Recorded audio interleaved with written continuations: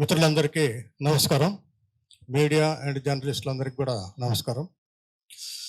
ఈరోజు ప్రొఫెసర్ ఇంతకుముందు కూడా కే వెంకట్రామరెడ్డి మీద కూడా లోకల్ పోలీసు వాళ్ళతోటి సంబంధం లేకుండా కూడా ఆంధ్ర పోలీసులు వచ్చి ఆయన ఇంటి మీద రైడ్ చేసి ఆయన పట్టుకుపోవడం కూడా జరిగింది. అప్పుడు కూడా ప్రొటెస్ట్ చేసినా కానీ మన ప్రభుత్వం నిమ్మకు నీరెత్తిగా ఉంది. ఇమ్మీడియట్గా డిఐజీ స్థాయిలో ఇమ్మీడియట్గా ఆంధ్ర పోలీసులను పిలిచి మీరు మా పర్మిషన్ లేకుండా ఎట్లా వస్తున్నారని అడగటానికి బదులు ఆ విషయాన్ని విస్మరించడం ఇప్పుడు ఈ నాగేశ్వరరావు మీద కేసుకి దారితీసింది.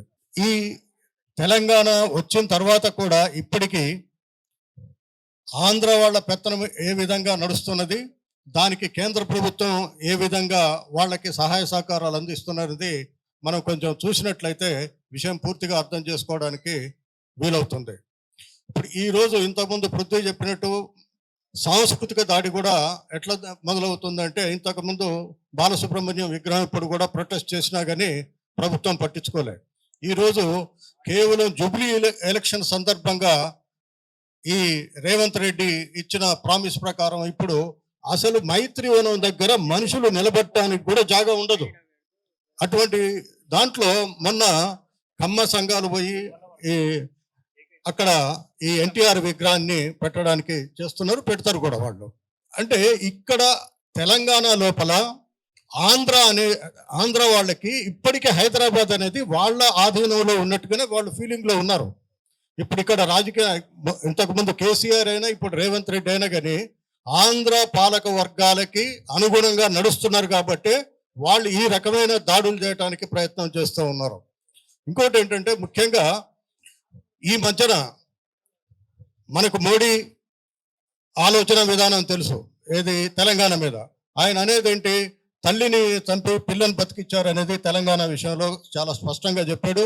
అట్లనే రీసెంట్గా తేజస్వి సూర్య అనే ఆయన ఇండియా పాకిస్తాన్ తోటి పోల్చాడు తెలంగాణ ఆంధ్రాని. అట్లనే చంద్రబాబు నాయుడు మేము కట్టుబట్టలతోటి మమ్మల్ని బయటికి నెట్టారని అన్నాడు. నిన్న మొన్న లోకేష్ కూడా ఏమంటాడు, మమ్మల్ని మెడలు పట్టి గెట్టేశారు తెలంగాణ వాళ్ళు అని దానికి చెప్తూ, అంటే ఈ రకంగా వాళ్ళు ఒక రకమైన క్యాంపెయిన్ మొదలు పెట్టారు. అంతేకాకుండా ఈ పవన్ కళ్యాణ్ అతను తెలంగాణ వచ్చినందుకు నేను 11 రోజులు అన్నం తినలేదని చెప్పాడు. అది బహిరంగంగా కూడా పేపర్లలో వచ్చింది. అంటే మొన్న అక్కడ కొబ్బరి చెట్లు ఎండిపోతే కూడా తెలంగాణ ప్రజల దిష్టి తగిలి అక్కడ ఎండిపోతున్నట్టు కూడా ఆయన ఆ రకంగా మాట్లాడాడు. అంటే వీళ్ళందరూ కూడా తెలంగాణకి బాహాటంగా వ్యతిరేకంగా పనిచేస్తూ ఉన్నారు. ముఖ్యంగా ఏంటంటే, ఇప్పుడు కేంద్ర ప్రభుత్వంలో ఉన్న బీజేపీ తోటి తెలుగుదేశం కుమ్ముక్కై ఇక్కడ అంబేద్కర్ 1952లో చెప్పిన 2వ రాజధానిని దాన్ని ఆసరాగా చేసుకొని, అప్పుడు అంబేద్కర్ చెప్పిన పరిస్థితులు వేరు, ఈ రోజు ఉన్న పరిస్థితులు వేరు, బేరీజు చేసుకోకుండా అంబేద్కర్ చెప్పాడు కాబట్టి ఈ తెలంగాణ హైదరాబాద్ని 2వ క్యాపిటల్ చేయాలనే ఆలోచనతోటి ఈ ఆంధ్ర వాళ్ళు ఈ రకంగా చేస్తున్నారు. ఇప్పుడు ఈ చంద్రబాబు నాయుడు కానీ, లేదా జగన్ కానీ, లేదా పవన్ కళ్యాణ్ కానీ వీళ్ళు పూర్తిగా బీజేపీ అదుపులో ఉన్నారు. బీజేపీ కూడా ఇక్కడ దీన్ని 2వ క్యాపిటల్ అనే పేరు మీద దీన్ని యూటీ చేసి వాళ్ళ ఆధీనంలో పెట్టుకోవాలనే ప్రయత్నం ఇక్కడ జరుగుతుంది. దానికి రేవంత్ రెడ్డి కూడా ఎట్లా సహకరిస్తున్నాడంటే, ఇప్పుడు త్రిపుల్ అనే దాన్ని ముందుకు తీసుకొచ్చాడు. త్రిపుల్ ఎక్కడి నుంచి వచ్చేసింది, ఆల్మోస్ట్ ఆల్ 1/4 ఆఫ్ ది ఈ ఏరియాని ఆల్మోస్ట్ ఆల్ 24 మున్సిపాలిటీస్, 3 కార్పొరేషన్, మొత్తం 27 కార్పొరేషన్ కలిపి త్రిపుల్ చేసి ఈ త్రిపుల్ ఈ యూటీ చేసి వాళ్ళ ఆధీనంలో చేసుకుంటే తప్ప ఆంధ్ర వాళ్ళకి కానీ, మనకు రీసెంట్గా మార్వాడి ఉద్యమం కూడా జరిగింది. ఈ మార్వాడి వాళ్ళు అందరూ కూడా ఈ అమిత్ షాని కలిసి మీరు ఇక్కడ యూటీ చేసినట్లయితేనే మాకు రక్షణ ఉంటుంది, లేకపోతే తెలంగాణ ప్రభుత్వంలో మాకు రక్షణ లేదనే దాన్ని కూడా రిప్రజెంట్ చేయటం జరిగింది. అంటే ఈ రకంగా తెలంగాణ మీద ఇటు కేంద్ర ప్రభుత్వం కానీ ఆంధ్ర ప్రభుత్వం కానీ చేస్తున్న కుట్రల్ని తిప్పికొట్టే సామర్థ్యం ఇక్కడ ఉన్న రాజకీయ పార్టీలకు లేదు. అది బీఆర్ఎస్ కావచ్చు, బీజేపీ కావచ్చు, లేదా కాంగ్రెస్ కావచ్చు.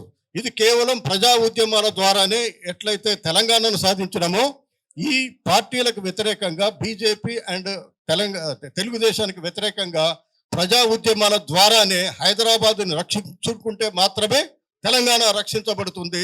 తెలంగాణలో ఉన్న సమస్యల్ని మనం పరిష్కరించుకోవడానికి అవకాశం ఉంటుంది.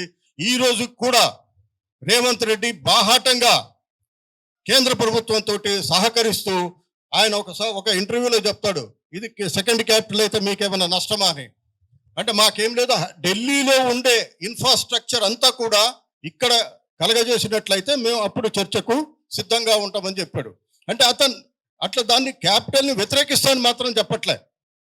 అందువల్ల తెలంగాణ ప్రజలకి మేము అప్పీల్ చేసేది ఏంటంటే, నాగేశ్వరరావు అనేది మొదలుపెట్టారు వాళ్ళు. ఇంతకుముందు వెంకట్రామరెడ్డి మొదలుపెట్టారు, ఇప్పుడు నాగేశ్వరరావు మొదలుపెట్టాడు. రేపు రేవంత్ రెడ్డి కనీసం దీన్ని ఖండించడానికి కూడా ముందుకు రాకపోవడం, రాజకీయ పార్టీలు ముందుకు రాకపోవడం కూడా దేని సూచిస్తుందంటే, కేవలం ఆంధ్ర పార్టీ పాలక వర్గాల అదుపులోనే ఇక్కడ ఉన్న రాజకీయ నాయకులు మాత్రం వాళ్ళ అదుపులో ఉండడం మాత్రం నేను ఖచ్చితంగా చెప్పగలను. అందువల్ల ప్రజా ఉద్యమాలు, ప్రజా సంఘాలు, ఈ మీడియా అంటే మెయిన్ మీడియా కాదు, సోషల్ మీడియా ద్వారా మాత్రమే మనము ఈ భావజాలాన్ని ముందు తెలంగాణ ప్రజలకు చెప్పి తెలంగాణని కాపాడుకోవాలంటే ముందు హైదరాబాద్ని కాపాడుకోవాలి, తద్వారా తెలంగాణను కాపాడుకోవాలి. తెలంగాణ లోపల ఉన్న సమస్యల పట్ల మనం స్పందించి మాత్రమే ప్రజల్ని మనం సమీకరించడానికి అవకాశం ఉంటుంది. కాబట్టి ఈ అవకాశం ఇచ్చిన పృథ్వీకి ధన్యవాదాలు. Thank you.